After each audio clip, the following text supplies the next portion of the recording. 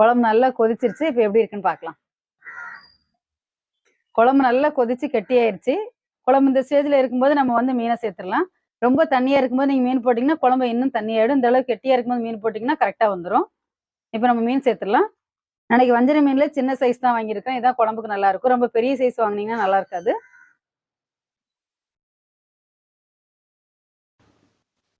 குழம்புல மீனை வந்து லைட்டா அப்படி அமுக்கி விட்டுறலாம். அப்பதான் வந்து மீன்ல வந்து உப்பு, காரம் எல்லாமே நல்லா பிடிக்கும். குழம்பு நல்லா கொதிக்கட்டும்.